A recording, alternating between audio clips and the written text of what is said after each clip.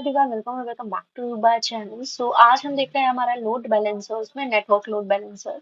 हमने हमारे last lecture में एप्लीकेशन लोड बैलेंसर कवर कर लिया था। अभी हम देख रहे हैं हमारा नेटवर्क लोड बैलेंसर। जो हमारा जो नेटवर्क लोड बैलेंसर होता है वो हमारा पोर्ट लेयर ऑफ प्रोटोकॉल पर ओएसआई मॉडल के काम करता है, जो होती है हमारी transport layer. And basically, network load balancer provides low latency response and can manage heavy loads at a time. And ये हमारा जो होता है फास्ट होता है हमारा एप्लीकेशन लोड बैलेंसर से, क्योंकि ये हमारा इसमें क्या होता है HTTP level content, web content जो है इसको रीड नहीं करना होता है, जो कि स्लैश के बाद में यूज होता है। इसलिए हमारा फास्टर होता है और ये मिलियंस ऑफ रिक्वेस्ट के लिए भी इसका यूज होता है। Load balancer works on TCP UDP TLS protocol पर ये वर्क करता है।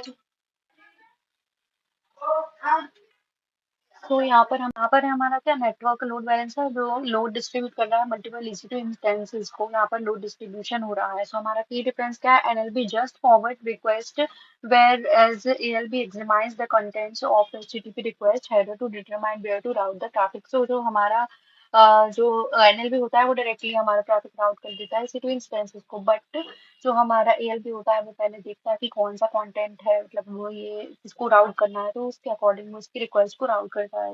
when you need to seamlessly support spiky or high volume inbound TCP requests, we use a network load balancer, and ALBs are typically used for web applications if you have a microservices architecture. जब भी हमारे पास में high volume की कोई भी inbound request आती है, तो वो TCP रिक्वेस्ट जो भी आती है, तो वो वहाँ पर हमारा क्या यूज होता है, वहाँ पर हमारा नेटवर्क लोड बैलेंसर यूज होता है। बट जब भी हमारा कोई वेब एप्लीकेशन टाइप कंटेंट होता है, तब हम वहाँ पर एप्लीकेशन लोड बैलेंसर का यूज करते हैं। यहाँ पर हमारा है HTTP वर्सेस TCP।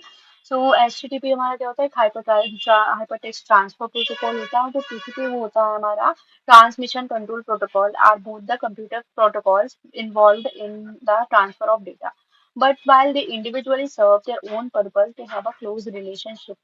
दोनों ही हमारे तो सेम ही होते हैं, दोनों ही हमारे प्रोटोकॉल्स हैं। और जो HTTP वो हमारा TCP का ही एक पार्ट होता है। मेन प्रोटोकॉल हमारा TCP है और उसी का पार्ट हमारा HTTP है। ये दोनों ही हमारे कंप्यूटर प्रोटोकॉल है, दोनों ही एक दूसरे से रिलेटेड हैं। The HTTP is a request response protocol that allows user to communicate data on the World Wide Web and transfer hypertext. The protocol remains one for the primary meaning of using the internet and provides user ability to interact with web resources such as HTML files by transmitting hypertext message between clients such as web browser like Chrome and server. Essentially, it is used to load web pages using hypertext links. जो हमारा HTTP होता है वो हमारा क्या होता है, world wide web से हमारा कम्युनिकेट करता है, डेटा को एक्सचेंज करता है, ट्रांसफर करता है। और इसमें हमारे HTML फाइल्स बेसिकली यूज होते हैं। उनके ऊपर हमारा वर्क करता है। उसमें हमारे जो क्लाइंट्स हो गया, जिसके हमारा वेब ब्राउजर हो गया, तो वो हम रिक्वेस्ट करते हैं, क्लाइंट से हमारा रिस्पॉन्स आता है। ये हमारा होता है रिक्वेस्ट रिस्पॉन्स। हम सर्वर को हमने रिक्वेस्ट किया है और वहां से हमारा रिस्पॉन्स है। Essentially it's used to load web pages using a hypertext link. जो भी हमारी हाइपरटेक्स्ट लिंक है वो उससे हमारा वेब पेज लोड करने के लिए हम HTTP का ही यूज करते हैं। हमारा जो है TCP short for the Transmission Control Protocol, is a communication standard that enables application program and computing devices to exchange data and or messages over the network. इसमें हमारा क्या होता है, डेटा एक्सचेंज होता है TCP प्रोटोकॉल में। दोनों ही हमारे सेम ही है। अब हम देख रहे हैं हमारे components of elastic load balancer. हमारे पास में इलास्टिक लोड बैलेंसर्स के हमारे कंपोनेंट्स भी होते हैं, लाइक हमारे पास लिसनर होता है, हमारे पास में होते हैं टारगेट ग्रुप्स, टारगेट होता है, और हेल्थ चेक भी होता है हमारा लोड बैलेंसर्स का। लिसनर हमारा क्या होता है, listener is a process that checks for connection request. It is configured with a protocol and port for front end client to load balancer connections, and a protocol and port for back end load balancer to back end instance connection. जो हमारा listener है वो एक हमारा क्या होती है, process होती है पूरी, कि कनेक्शन हमारे स्टेब्लिश हुए हैं नहीं प्रॉपरली, और ये हमारी प्रोटोकॉल्स एंड पोर्ट्स के हेल्प से हमारे कॉन्फ़िगर्ड होते हैं। हमारे पास में टू टाइप के लिसनर होते हैं, एक हमारा होता है फ्रंट एंड लिसनर, एक होता है बैक एंड लिसनर। जो हमारा जो लोड बैलेंसर है वो हमारा फ्रंट एंड में ही काम करता है। लाइक हमारे जो यूजर्स होते हैं वो हमारे लोड बैलेंसर को एक्सेस करते हैं, और जो हमारे इंस्टेंसेस होते हैं वो तो हमारे बैकएंड में होते हैं, तो डायरेक्टली उनका एक्सेस नहीं होता है। जो लोड बैलेंसर होता है उस पर ट्रैफिक आता है, और वो ट्रैफिक हमारे सारे इंस्टेंसेस को डिस्ट्रीब्यूट हो जाता है। उस इंस्टेंस के अंदर जो भी डेटा है वो एक्सेस कर पाते हैं। ठीक है, ओके। एंड यहाँ पर हम लाइक यूज करते हैं एप्लीकेशन नेटवर्क लोड बैलेंसर्स का हम यूज कर लेते हैं, और हमारे पास में फ्रंट एंड लिसनर है। तो लिसनर हमारा क्या होता है कि फ्रंट एंड लिसनर हमारा जो भी हमारा इनकमिंग ट्रैफिक होता है वो सिर्फ लिसन करता है। जो बैक एंड लिसनर होता है उसका काम होता है कि सारे इनकमिंग ट्रैफिक को डिस्ट्रीब्यूट करना।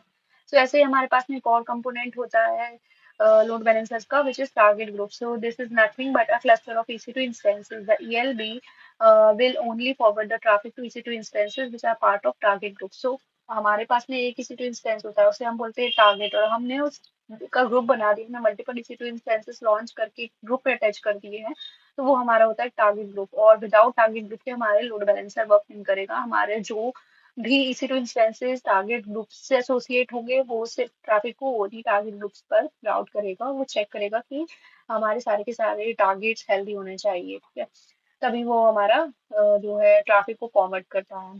सो target is nothing but our individual EC2 instances. There is where we are going to target our traffic. So ये हमारा यही है कि हमारे इंडिविजुअल EC2 इंस्टेंस हमारा एक होता है सिंगल, तो उसे हम बोलते हैं टारगेट, यहाँ पर हमारा ट्रैफिक राउट होगा। अब जैसा कि मैंने अभी बताया कि सिर्फ हेल्थ इंस्टेंसेस को ही वो ट्रैफिक को राउट करेगा, तो वो क्या करता है, हेल्थ चेक भी करता है। This is done to check whether instance is healthy और not. So ELB does same prior health checks before registering targets and forwarding traffic into it. तो हम जब भी रजिस्टर करते हैं टारगेट को, तो वो पहले उसका हेल्थ चेक भी करता है, तो वहां से भी हमारा ट्रैफिक को राउट करता है। लाइक हमारे पास में वार्म अप टाइम होता है, कूल डाउन पीरियड होता है हमारे पास में, और एक हमारा होता है हेल्थ चेक ग्रेस पीरियड। सो ये तीनों ही हमारे इसमें कंपोनेंट्स होते हैं जिनकी हेल्प से हमारा हेल्थ चेक होता है।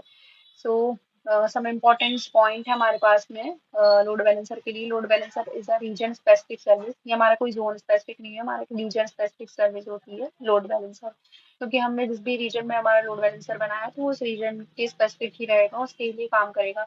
And the load balancer will have a public IP, but these two instances may or may not have public IP. They can communicate with each other based on the private IP. So जो हमारा जो load balancer होता है उसकी एक public IP होती है, जो हमारे पास में क्लासिक आईपी भी उसको एसोसिएटेड होती है हमारे लोड बैलेंसर को। सो उसकी हेल्प से ही हमारे सी टू इंस्टेंसेस को ट्रैफिक राउट हो जाता है। अगर हमने सी टू इंस्टेंसेस को प्राइवेट आईपी से भी अटैच किया है तो भी हमारा ट्रैफिक राउट होगा। So a load balancer will only forward the request to the EC2 instances. It doesn't mean that it will forward all the requests. In case of application load balancer, it will only forward HTTP or HTTPS request as it's a postgres protocol only. So हमारा जो load balancer है वो क्या करेगा, distribute करेगा। But वो HTTP अगर हमने एप्लीकेशन लोड बैलेंसर लिया है तो वो सिर्फ HTTP वाले रिक्वेस्ट को ही एप्लीकेशन लोड बैलेंसर को राउट करता है हमारा, ठीक है, traffic को। So ELB has nothing to do with the other outbound traffic which is generated from EC2 instances to the internet or any other EC2 machines। तो हमारा जो outbound traffic हमारा जनरेट हुआ है उसका ELB से कोई भी कनेक्शन नहीं होता है। Okay, and if ELB is deleted, then the EC2 instances that is won't be deleted. So हमें EC2 instances को हमें खुद डिलीट करना होगा, लाइक हमें टारगेट ग्रुप्स डिलीट करने होंगे, तो उसमें सारे के सारे हमारे जो EC2 instances है वो भी हमारे डिलीट हो जाएंगे। अगर नहीं हुए होते तो हमें उन्हें एक्सप्लिसिटली भी हमें डिलीट करना होता है।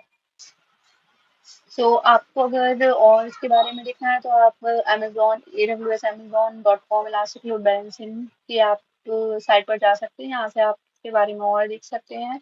And it is always to recommended to have equal number of EC2 instances in each zone cross zone load balancing के लिए। लाइक हमने एक ए जोन है, ए जोन में हमने 3 मशीन लॉन्च की, तो हमें बी में भी 3 रखना पड़ेगा और सी में भी 3। हम ऐसा नहीं कर सकते कि एक में हमने एक जोन में हमने 1 रख दी, एक में 2, एक में 3। हमें हमेशा इक्वल नंबर ऑफ के EC2 इंस्टेंसेस ईच जोन में हमें लॉन्च करने चाहिए। सो ये हमारा हो गया आज का, हमने कवर कर लिया हमारा लोड बैलेंसर्स। अभी हम हमारे नेक्स्ट लेक्चर में हमारे लोड बैलेंसर्स के ऊपर प्रैक्टिकल परफॉर्म करने वाले हैं, जो कि बहुत ही ईजी और बहुत इंटरेस्टिंग process है। So तब तक के लिए stay tuned with this channel and do like, share and subscribe to my channel. Thanks for watching. Keep learning, keep enjoying your life.